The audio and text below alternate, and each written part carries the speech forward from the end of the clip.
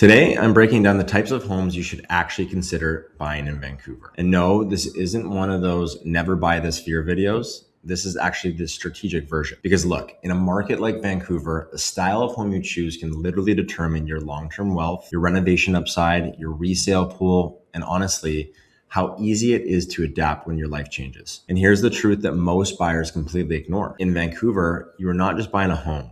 You're buying zoning, land value trajectory, and buyer psychology. Some homes here quietly explode in value.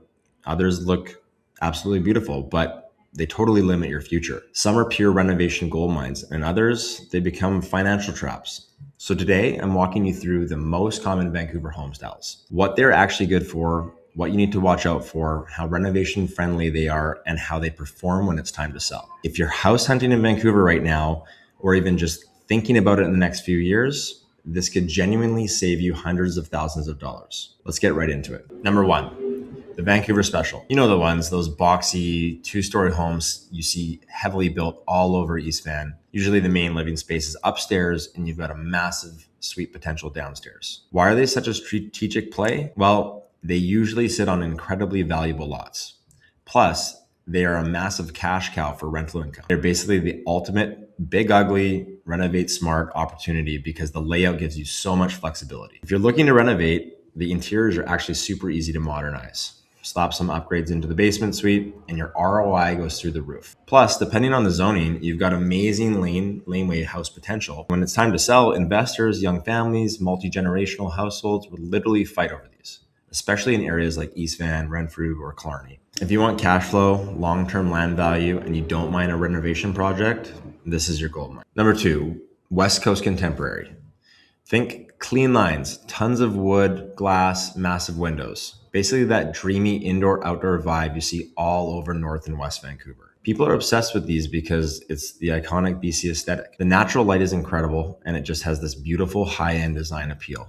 But, and this is a big but, you have to be careful with renovations here. Updating them can get really expensive, and making structural changes can be a massive headache. You might also run into some pricey energy upgrades to keep all that glass efficient. But when you go to sell, you are hitting that highly design conscious buyer. It's a small buyer pool, sure, but they are luxury buyers with big budgets. This is perfect if you are a long-term homeowner prioritizing lifestyle aesthetics in premium neighborhoods.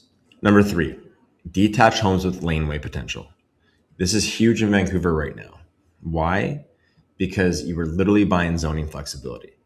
It's a future-proof asset, and the financial strategy here is unreal.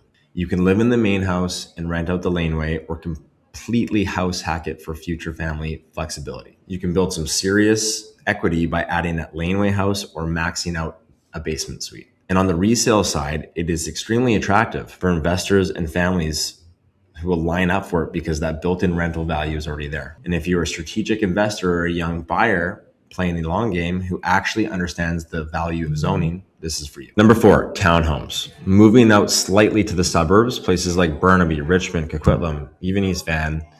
These are incredibly popular right now because they give you a much lower entry price than a detached home, duplex, and way more space than a condo. Plus, they usually have great family-friendly layouts. Now, for renovations, just remember you have limited control over the exterior and you have to play by the strata rules for your interior upgrades.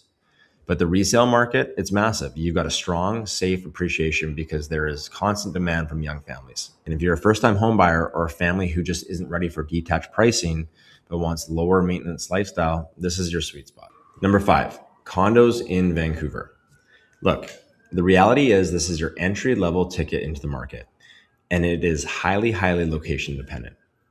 The pros, they're usually super liquid and easy to sell in a strong market. You get a completely low maintenance lifestyle, and the rental demand in spots like Yaletown is always off the charts. But the cons are real.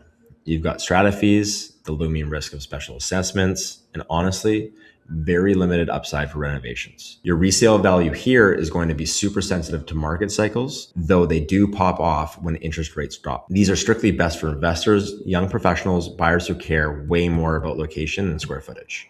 Number six, character homes. I'm talking Kitsilano, Mount Pleasant, Commercial Drive. These are powerful assets because they carry massive emotional appeal and a huge land value component. That unique charm actually commands a premium price. And if you want to renovate, just watch out for possible heritage restrictions and expect it to cost a bit more. But if you do it right, the upside is unbelievable. The emotional demand for these on a resale market is huge.